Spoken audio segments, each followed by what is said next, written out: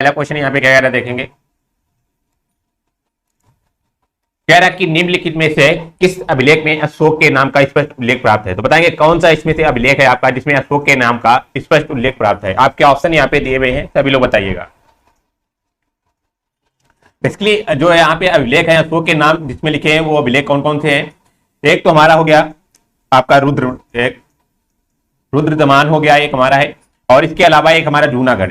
ये दो अभिलेख हैं जिनमें आपके अशोक के नाम लिखे हुए हैं। इसके अलावा भी हमारा मास्की और गुर्जरा ये अभिलेख में अशोक का नाम दिया गया है। नेट्यूर अभिलेख में भी आपका अशोक का नाम है।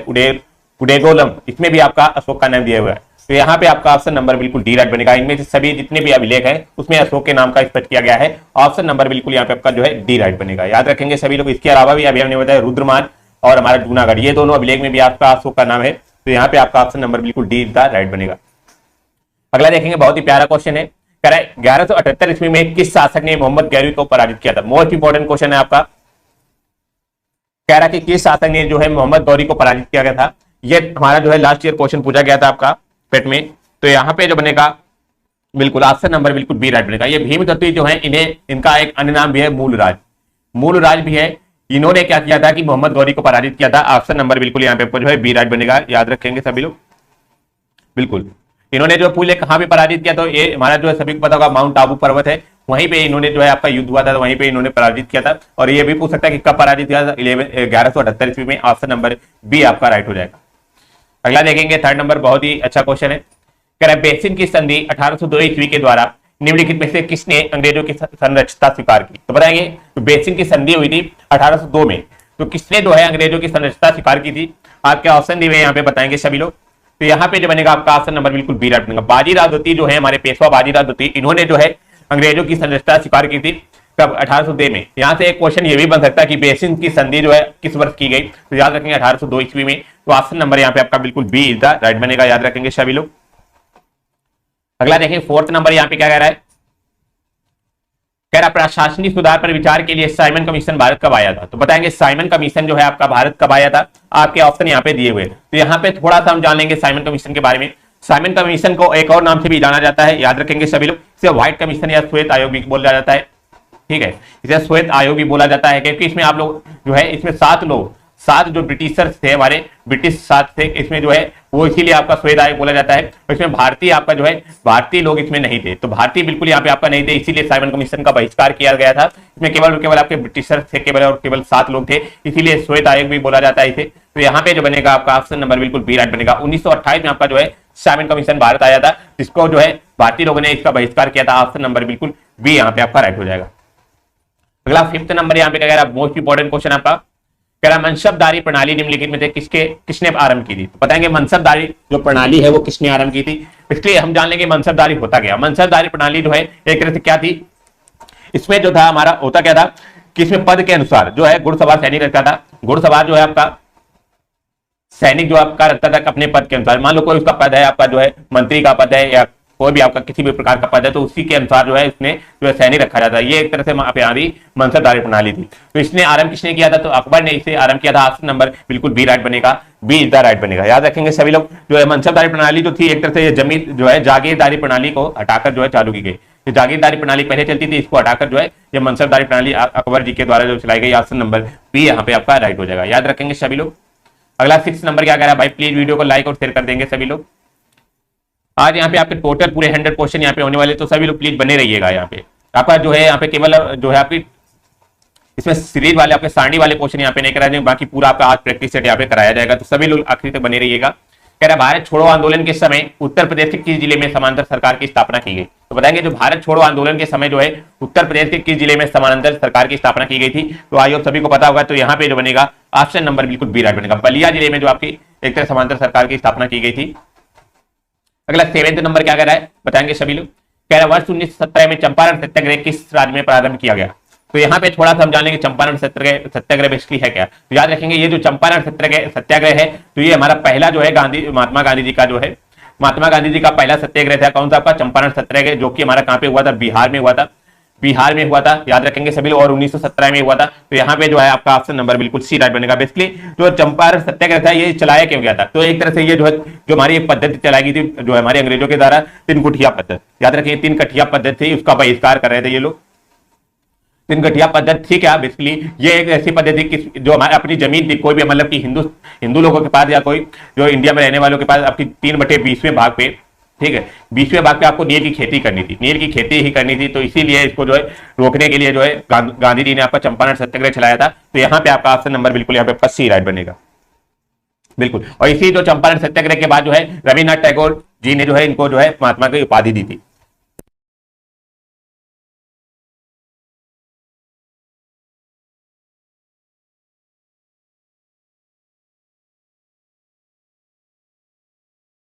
क्या कह रहा है? ओके, कह रहा अंग्रेजों से आजादी के लिए लड़ रहे भारतीय द्वारा उठाई गई शपथ में सिर्फ भारतीय निर्मित सामानों विशेष रूप से कपड़ों का उपयोग करेंगे, डैश आंदोलन कहा जाता है। बताएंगे ये कौन सा आंदोलन आपका कहा जाता था? बिल्कुल राज सिंह जी, गुड मॉर्निंग। तो यहाँ पे जो बनेगा एट का ऑप्शन नंबर बिल्कुल सी राइट बनेगा। यहाँ पे आपका ये स्वदेशी आंदोलन चलाया गया था। बेसिकली ये जो स्वदेशी आंदोलन चलाया गया था, तो ये हमारा जो बंगाल विभाजन था 1905 में, हमारा जो बंगाल विभाजन हुआ था उसके बाद आपका जो है ये स्वदेशी आंदोलन चलाया गया था। तो यहाँ पे जो बनेगा आपका ऑप्शन नंबर बिल्कुल सी राइट बनेगा। बिल्कुल राज सिंह जी का आपका बिल्कुल राइट है। अगला क्वेश्चन बताएंगे सभी लोग 9 नंबर क्या कह रहा है, प्लीज वीडियो को लाइक और शेयर करिएगा प्लीज। कह रहा कि व्यक्तिगत सत्याग्रह की शुरुआत कब की गई? बताएंगे व्यक्तिगत जो सत्याग्रह है उसकी शुरुआत कब की गई थी? आपके ऑप्शन यहाँ पे दिए गए। इसलिए व्यक्तिगत सत्याग्रह हुआ था, पहला एक हमारा हुआ था, तो वो हमारा कब हुआ था याद रखेंगे। पहला जो हमारा सत्याग्रह हुआ था तो वो हमारा हुआ था 1900 कितने में 40 में, याद रखेंगे। ये हमारा 1940 में हुआ था। तो यहाँ पे हमारा पहला वाला जो हुआ था 1940 में किसके द्वारा? विनोबा भावे जी के द्वारा, ठीक है, विनोबा भावे जी के द्वारा। तो यहाँ पे आपका ऑप्शन नंबर बिल्कुल सी राइट बनेगा। और जो दूसरा हमारा सत्याग्रह हुआ था, तो हमारा सेकंड सत्याग्रह जो व्यक्तिगत सत्याग्रह हुआ था वो जो है जवाहरलाल नेहरू जी के, JL नेहरू जी के द्वारा हुआ था। तो यहाँ पे आपका ऑप्शन नंबर बिल्कुल सी राइट बनेगा। तो यहाँ पे केवल पूरा शुरुआत कब की गई थी व्यक्तिगत सत्याग्रह की? तो 1940 में। अगला 10 नंबर क्या कह रहा है यहाँ पे?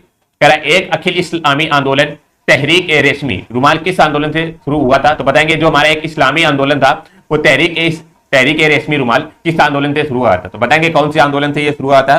बिल्कुल राज सिंह जी, हाँ जी। तो यहाँ पे 10th का ऑप्शन नंबर बिल्कुल बी राइट बनेगा। ये देवबंद आंदोलन से शुरू हुआ था, कौन सा? तहरीक ए रेशमी रुमाल। क्योंकि देवबंद आंदोलन कब हुआ था याद रखेंगे, ये हमारा 1866 से आपका 1867 के मध्य हुआ था। तो यहाँ पे आपका ऑप्शन नंबर बिल्कुल बी राइट बनेगा, याद रखेंगे सभी लोग। यूनिक क्वेश्चन आपको बिल्कुल याद रखने हैं, आपके ये एग्जाम में पूछने की संभावना होती है। अगला बताएंगे 11th नंबर क्या कह रहा है? कह रहा है डैश गैस पृथ्वी से दीर्घ तरंग विकिरण अवशोषित करती है और पुनः पृथ्वी की ओर उत्सर्जित करती है। तो बताएंगे कौन सी गैस हो जाएगी? कह रहा है कि बेसिकली जो गैस कौन सी गैस है जो दीर्घ तरंग या आवृत्ति विकिरण अवशोषित करती है और पुनः पृथ्वी की ओर उत्सर्जित करती है। तो यहाँ पे 11th का क्या बनेगा आपका ऑप्शन नंबर बिल्कुल बी राइट बनेगा। ये ग्रीन हाउस गैस होती है। ग्रीन हाउस गैस बेसिकली होती क्या है? जैसे हमारा CO2 हो गई, ये हमारी ग्रीन हाउस गैस या SO2 हो गई, ये सारी हमारी ग्रीन हाउस गैसें बेसिकली एक तरह से पृथ्वी के तापमान की वृद्धि करती है, ये तापमान की वृद्धि करती है, ठीक है। तो यहाँ पे आपका ऑप्शन नंबर बिल्कुल बी राइट बनेगा। ग्रीन हाउस गैसें जो है आपकी विकिरण अवशोषित करती है और पृथ्वी की ओर उत्सर्जित करती है। बिल्कुल अनाया जी, बिल्कुल आपका बी राइट हो जाएगा। 12 नंबर क्या कह रहा है देखेंगे सभी लोग। कह रहा है निम्नलिखित में से कौन सी विश्व की दूसरी सर्वाधिक लंबी झील है? मोस्ट इंपोर्टेंट क्वेश्चन आपका, से याद रखेंगे, ध्यान से पढ़िएगा। यहाँ पे सेकंड कह रहा दूसरी सर्वाधिक लंबी झील कौन सी है आपकी? ओके, बिल्कुल। तो यहाँ पे जो बनेगा आपका ऑप्शन नंबर बिल्कुल बी राइट बनेगा। अमृत सागर जो है आपकी सेकंड, जो आपकी दूसरी लंबी झील है। और पहले की बात कर ले तो पहली हमारी लंबी झील है वो हमारी कौन है? आपकी वॉन झील, याद रखेंगे। जो पहले की बात करेगा तो हमारी वॉन झील है। यहाँ पे दूसरी सर्वाधिक लंबी झील बोल रहा है तो यहाँ पे अमृत सागर हो जाएगा। ऑप्शन नंबर बी आपका राइट हो जाएगा। बिल्कुल राज सिंह जी, ओके। चलिए अगला बताएंगे 13 नंबर क्या कह रहा है यहाँ पे? कह रहा है 9 डिग्री चैनल निम्नलिखित में से किसे पृथक करता है? मोस्ट इंपोर्टेंट क्वेश्चन है आपका। कह रहा है 9 डिग्री जो चैनल है वो किसे पृथक करता है? आपके ऑप्शन यहाँ पे दिए हुए हैं, बताएंगे सभी लोग और आंसर करिएगा।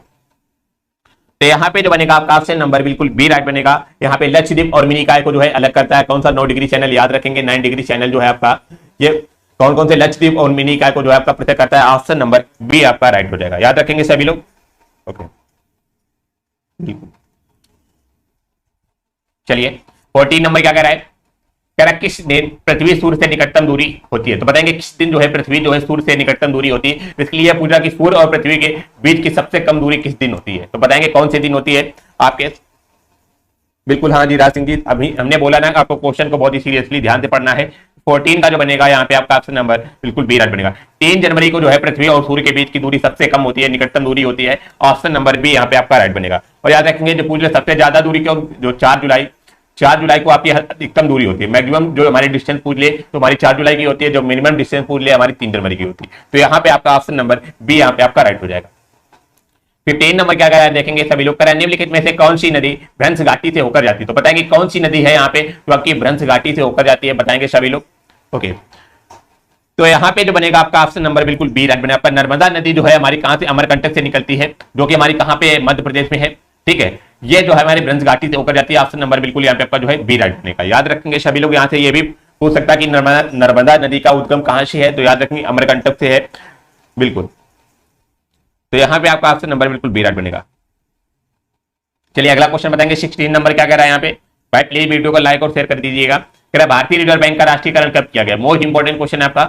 कह रहा भारतीय रिजर्व बैंक जो आरबीआई है उसका राष्ट्रीयकरण कब किया गया था। तो यहाँ पे जो बनेगा आपका ऑप्शन नंबर बिल्कुल बी राइट बनेगा आपका। यहाँ पे 1949 को 1 जनवरी 1949 को आपको जो है आरबीआई का राष्ट्रीयकरण किया गया था। ऑप्शन नंबर बिल्कुल यहाँ पे आपका जो है बी राइट बनेगा। यदि पूछे इसकी रिजर्व बैंक की स्थापना की बात कर ले, तो स्थापना की बात कर लेगा तो याद रखेंगे इसकी स्थापना जो हुई थी हमारी 1 अप्रैल 1935 को हुई थी। तो स्थापना बात करेगा तो 1 अप्रैल 1935, बट इसकी राष्ट्रीयकरण की बात करेगा तो हमारी 1 जनवरी 1949 को। तो यहाँ पे आपका ऑप्शन नंबर बिल्कुल बी राइट बनेगा। बिल्कुल अमर जी गुड मॉर्निंग, जुड़ चुके हमारे साथ, स्वागत है आपका। ओके, 17 नंबर क्या कह रहा है, प्रधानमंत्री फसल बीमा योजना कब प्रारंभ की गई। तो बताएंगे प्रधानमंत्री जो फसल बीमा योजना है कब प्रारंभ हुई थी।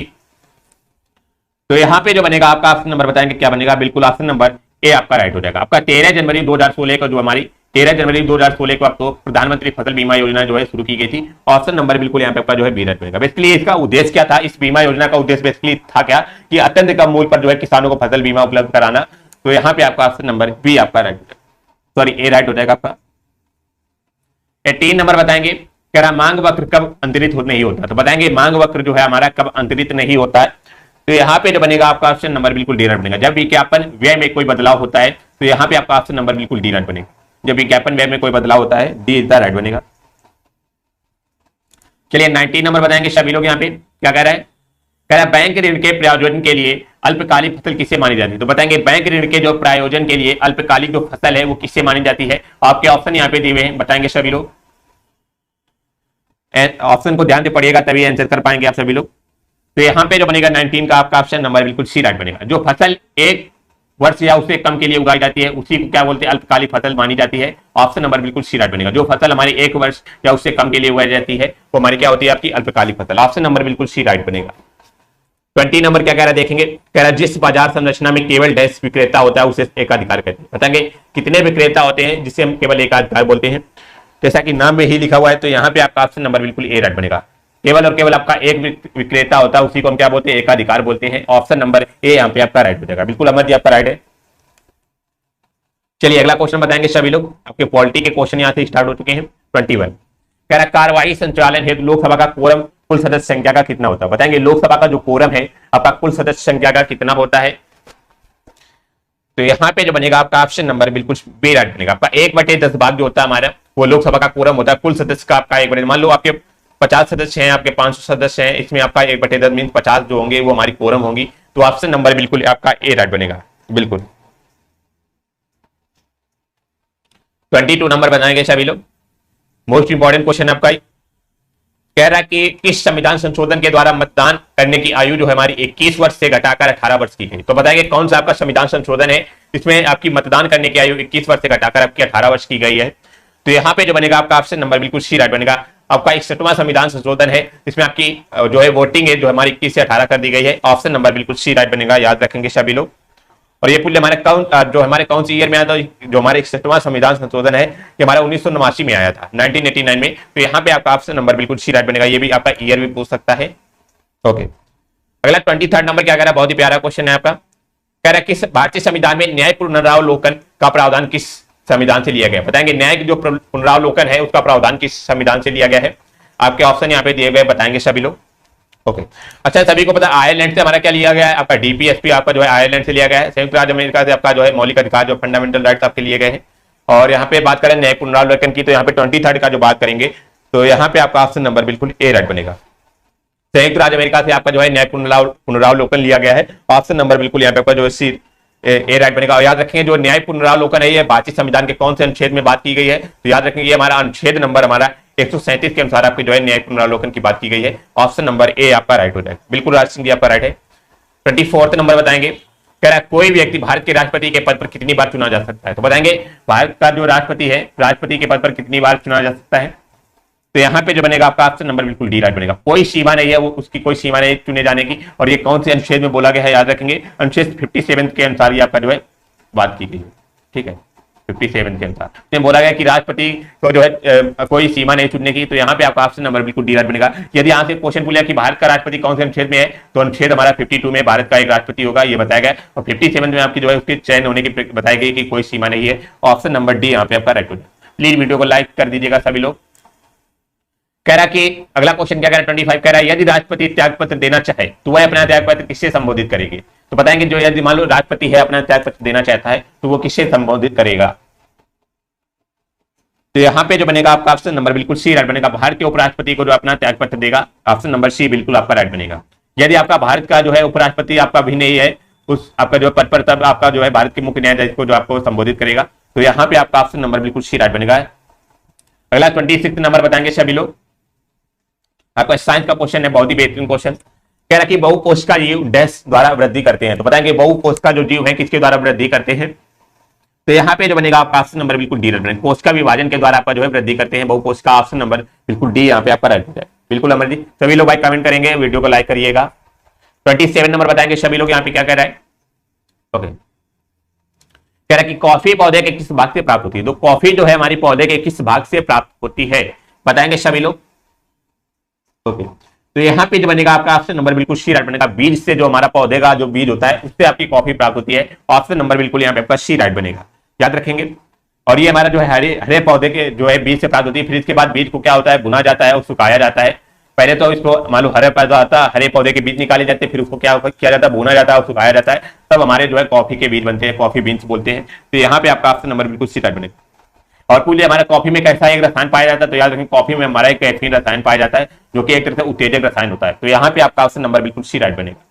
28 नंबर बताएंगे सभी लोग। यहाँ पे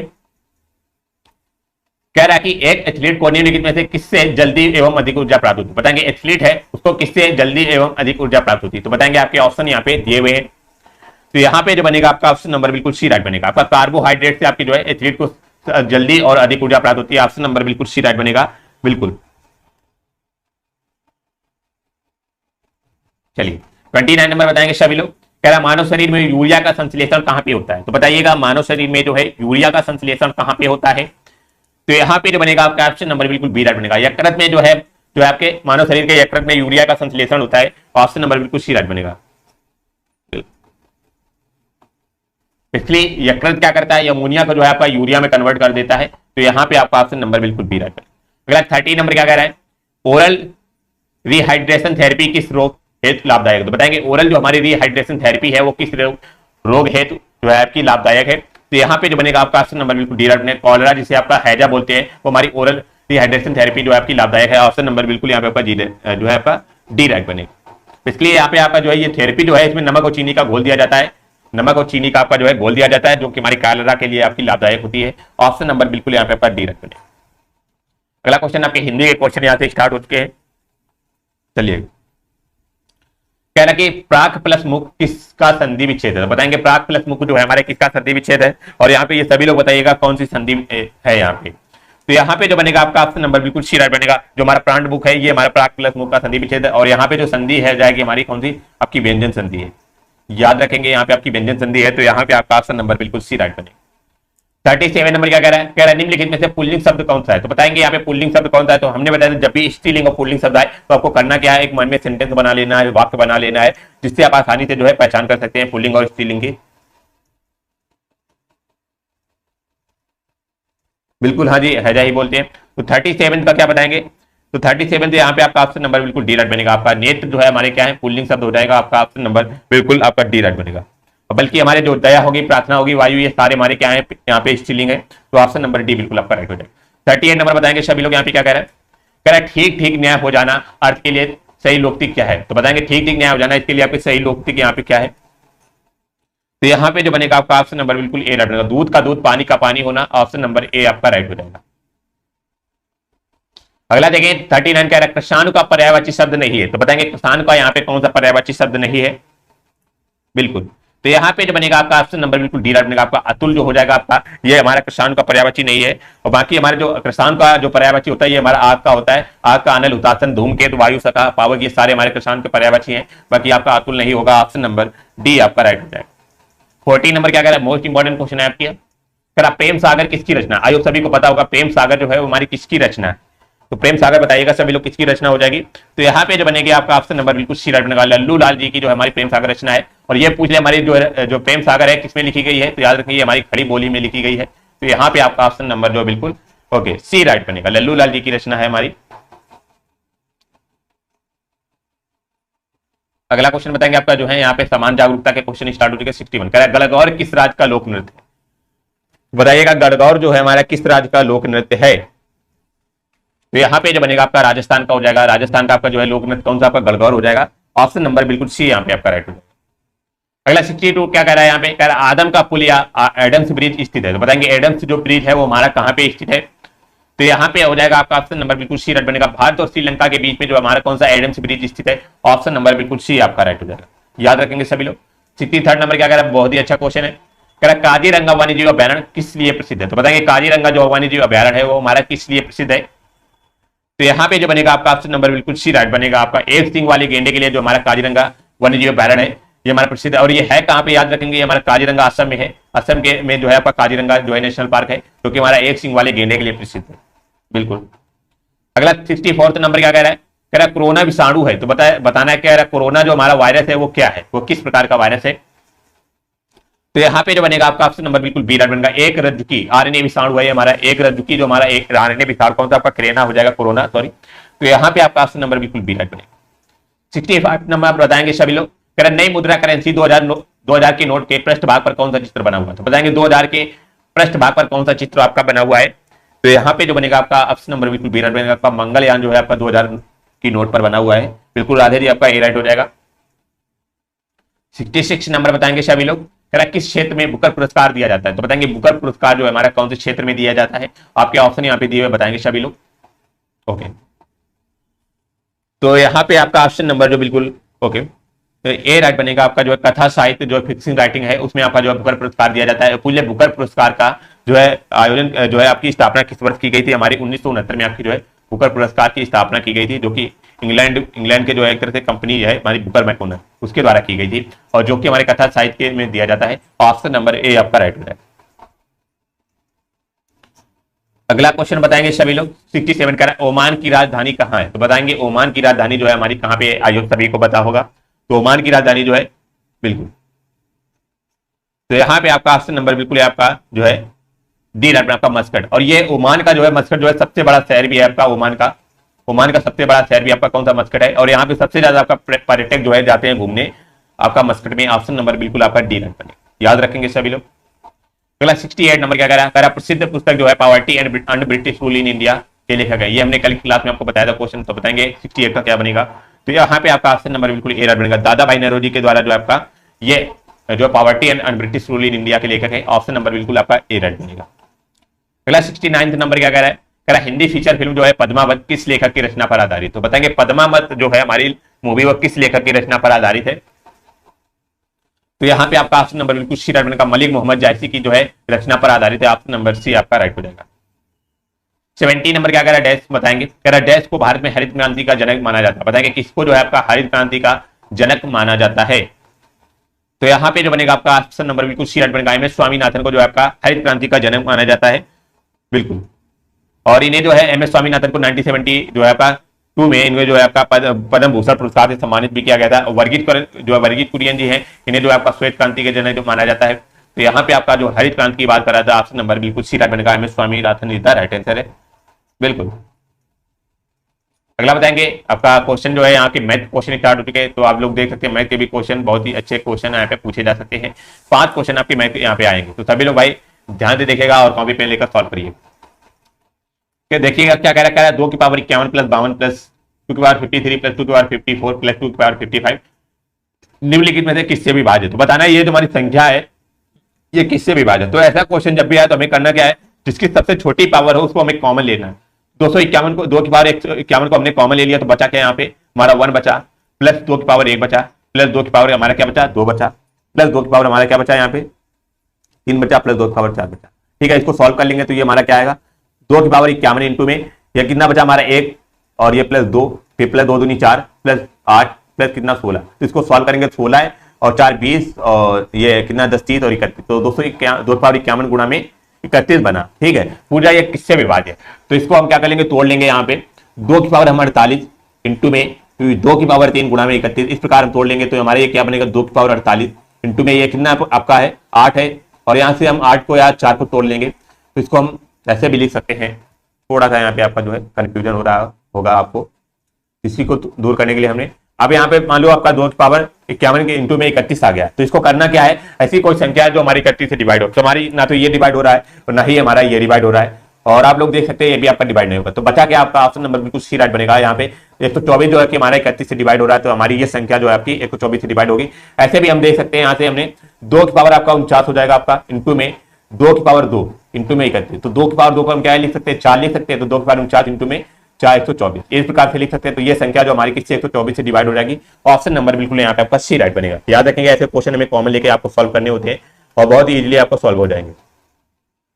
चलिए अगला क्वेश्चन बताएंगे सभी लोग, यहाँ पे भाई कॉपी पेन लेकर बैठिएगा। देखिएगा यहाँ पे इसे क्वेश्चन जो है ये क्वेश्चन एक तरह से आपका रिपीटिंग ऑर्डर जिसे बोलते हैं आपका पुनरावृत्ति वाली संख्या से संबंधित क्वेश्चन है। जब भी इस टाइप का क्वेश्चन है हमें क्या करना है, यहाँ पे आप लोगों ने देखा होगा कि हमारी 2 डिजिट जो है 3636 आपकी जो है रिपीट हो रहे हैं, तो हमें करना क्या है इनको रिपीट हो रहे हैं तो हमें करना क्या जिस पे रिपीट हो रहा है उसको हम बार लगा दें, ये बार लगा दें। तो बार लगाने का मतलब क्या होगा कि आपकी कितनी संख्या पे रिपीट हो रही है, तो 36 बटे हम कितनी आपकी 2 संख्या है तो 99 हो जाएगा, तो 36 बटे 99 हो जाएगा और इसको 9 से डिवाइड कर देंगे 9 चौके 36 और यहाँ पे 11, तो 4 बटे 11 आ जाएगा। इसका आंसर ऑप्शन नंबर बिल्कुल सी रख देंगे। आपको केवल और केवल आपको ये देखना कि कितनी संख्या रिपीट हो रही, तो यहाँ पे 2 संख्या हमारी रिपीट हो रही है, तो 2 संख्या ऊपर हमारी ये संख्या लिख लेंगे 36 और नीचे में कितनी संख्या 2 संख्या रिपीट हो रही है, तो 2 बार 9 99 लिख लेंगे और इसको सॉल्व करेंगे तो 4 बटे 11 आंसर यहाँ पे आपका हो जाएगा। अगला क्वेश्चन बताएंगे, बहुत ही प्यारा क्वेश्चन है आपका। कह रहा कि वाई न्यूनतम संख्या ज्ञात करें जिसे 1294 से घटाने के बाद शेष बची संख्या को 9 11 और 13 से भाग देने पर प्रत्येक बार जो है 6 शेष बचता है। तो हमें करना क्या है कि पहले ये संख्या का जो हमारा एलसीएम निकालेंगे, जो 9 11 13 है इसका एलसीएम निकालेंगे तो हमारा क्या आ जाएगा 9 गुणा में 11 गुणा में 13। इसको सॉल्व करेंगे तो यहाँ पे आपका क्या कितना आ जाएगा, यहाँ पे आपका जो जोड़ेंगे तो 11 9 99, तो 13 9 117, फिर 11 बचा 13 9 117 और हमारा कितना 11, तो 7 1 8 1 1 2, तो यहाँ पे 1287 आ जाएगा। तो इसका एलसीएम जो आ जाएगा हमारा कितना आ जाएगा 1287 एलसीएम आ जाएगा। ठीक है, और फिर क्या कह रहा था देखेंगे, तीनों भाग देने पर कह रहा है प्रत्येक बार जो है 6 शेषफल बचता है, तो 6 शेषफल बचता है वो संख्या जो हमारा जो होगा बिल्कुल संख्या जो हमारी होगी तो क्या होगी आपकी इसमें 6 जोड़ देंगे, संख्या जो बनेगी हमारा जो इसका एलसीएम 1287 और प्लस कह रहा था इसमें शेषफल 6 बचता है तो प्लस 6 जोड़ देंगे, इसको जो जोड़ेंगे तो क्या आ जाएगा आपका 1293 आ जाएगा, तो 1293 आ जाएगा। ठीक है, तो 1293 हमारी संख्या हो गई। फिर क्या कह रहा था कि वह न्यूनतम संख्या ज्ञात कीजिए जो इससे 1294 से घटाने के बाद शेषफल बची, तो आपका जो है 1294 से घटाएंगे संख्या हमारी कितनी 1293 आ गई, इससे 1294 से घटाएंगे कितना बचेगा इंटू में 1293, तो हमारा 1 बचेगा, तो शेषफल क्या आएगा हमारा केवल और केवल आपका 1 है। तो यहाँ पे आपका ऑप्शन नंबर बिल्कुल सी राइट बनेगा, आपका शेषफल जो आएगा केवल और केवल आपका 1 आएगा, तो ऑप्शन नंबर बिल्कुल सी आपका राइट है। अगला क्वेश्चन बताएंगे सभी लोग, बहुत ही प्यारा क्वेश्चन आपका। कह रहा 1/5 प्लस 2√3 के हर का परिमेय मान ज्ञात कीजिए। तो हमें कहना परिमेय मान क्या करना है, तो इसको करना क्या ऊपर नीचे में करना क्या है प्लस जो है माइनस का इस प्रकार से यहाँ पे हम लिख लेंगे प्लस 2√3 लिखा हुआ है, तो हमें करना क्या है ऊपर नीचे 5 - 2√3 इसका परिमेयकरण कर देंगे 5 - 2√3, तो ऊपर जो आ जाएगा हमारा क्या आ जाएगा ऊपर हमारा आ जाएगा 5 - 2√3 अपॉन में कितना आ जाएगा, इसको हम a + b a - b से स्क्वायर करेंगे तो इसका आ जाएगा 5 का स्क्वायर फिर -2√3 का स्क्वायर। ठीक है, तो ये ऊपर जो हमारा आ जाएगा 5 - 2√3, इसको सॉल्व करेंगे 5 25 माइनस में इसका 2 दूनी 4 कहीं 12 है। ठीक है, ये 12 आ जाएगा, तो इसको जो है इसको सॉल्व करेंगे तो कितना 5 - 2√3 अपन में कितना आ जाएगा आपका 13 आ जाएगा। तो ये हमारा जो है यहाँ पे आंसर आ जाएगा, ऑप्शन नंबर बिल्कुल यहाँ पे आपका सी राइट बनेगा। 5 - 2√3 अपन में 13 बिल्कुल आपका राइट हो जाएगा, बिल्कुल बता दीजिए आपका राइट है। अगला क्वेश्चन बताएंगे सभी लोग। कह रहा है कि 35 नंबर बताने कह रहा है निम्नलिखित में से कौन सा सही है, तो यहाँ पे बताना आपका कौन सा सही है। बेसिकली यहाँ पे हो क्या रहा है आपका a - b का होल स्क्वायर चल रहा है। a - b का होल स्क्वायर का फार्मूला क्या होता है सभी को पता होगा, a² + b² - 2ab, या इसको ऐसे भी लिख सकते हैं a² minus 2ab plus B square. तो इस प्रकार से हम यहाँ पे लिख सकते हैं। तो यहाँ पे 4x माइनस 3y का पूरा है, तो यहाँ पे 4x करेंगे तो 4x का स्क्वायर आ जाएगा, 4x का होल स्क्वायर, ठीक है।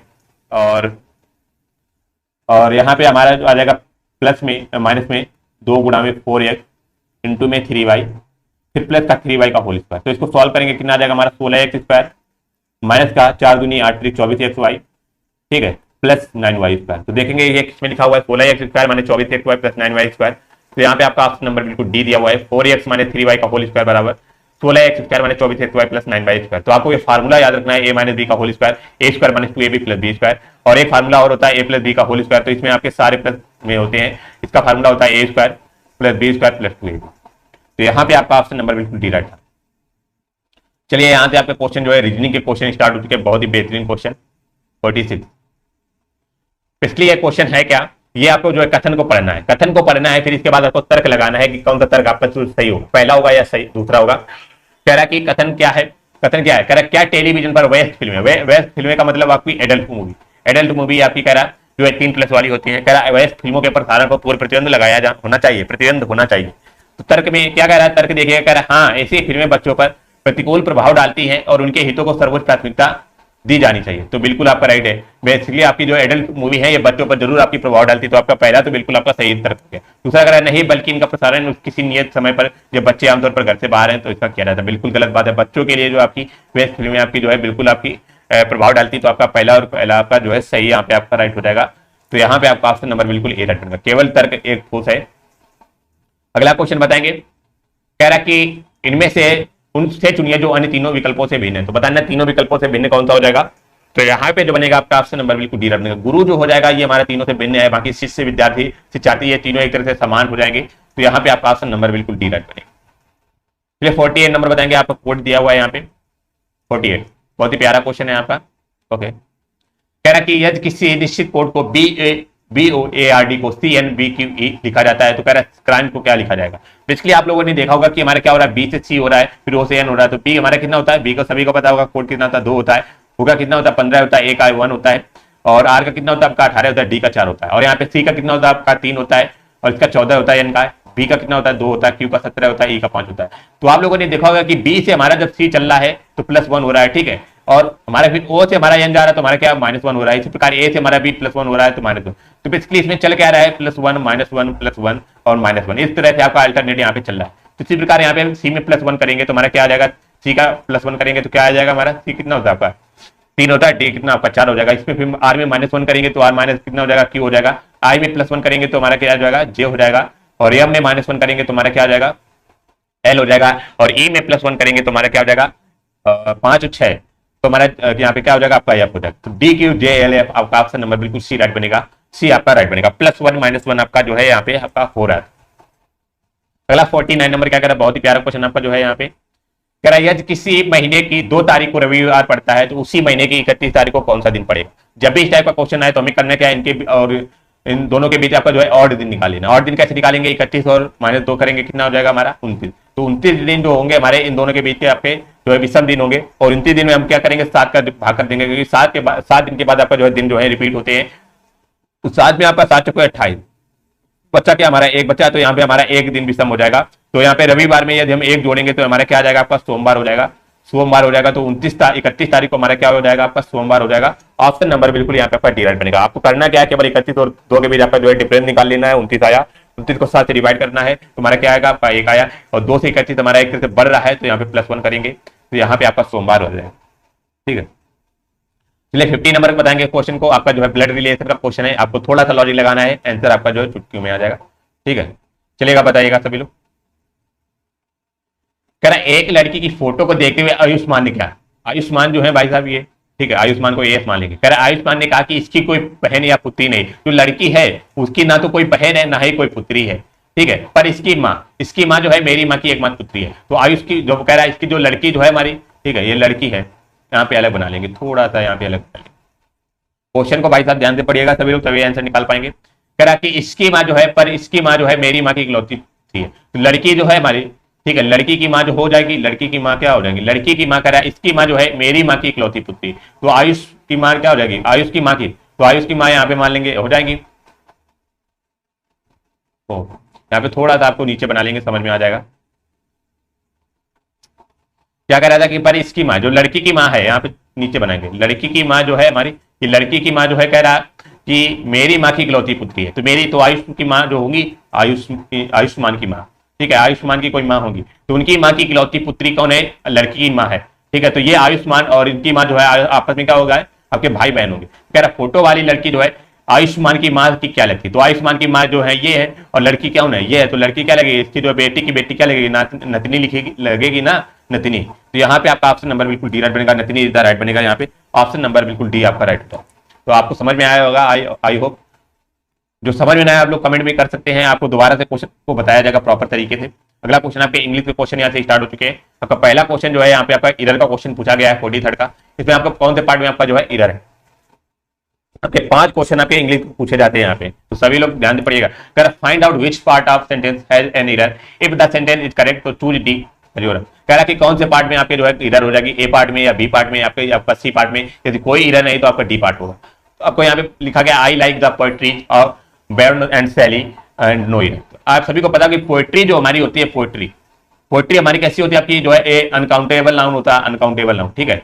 अनकाउंटेबल नाउन वे होते हैं, नाउन होते हैं जिनका कभी भी आपका प्लूरल नहीं बनता। प्लूरल मतलब कि कोई भी इनकी चीज प्लूरल नहीं, अनकाउंटेबल नाउन का मतलब कि सिंगुलर का सिंगुलर ही रहते हैं। तो पोएट्री यहाँ पे आपका नहीं होगा, यहाँ पे केवल और केवल आपका जो है पोएट्री हो। पोएट्री का कभी भी आपका प्लूरल नहीं होता, क्योंकि पोएट्री जो होता है हमारा क्या होता है, अनकाउंटेबल नाउन होता है। अनकाउंटेबल नाउन वे होते हैं जिन्हें हम कभी गिन नहीं सकते हैं। तो यहाँ पे आपका ऑप्शन नंबर बिल्कुल बी रखने, यहाँ पे पोएट्री आ जाए।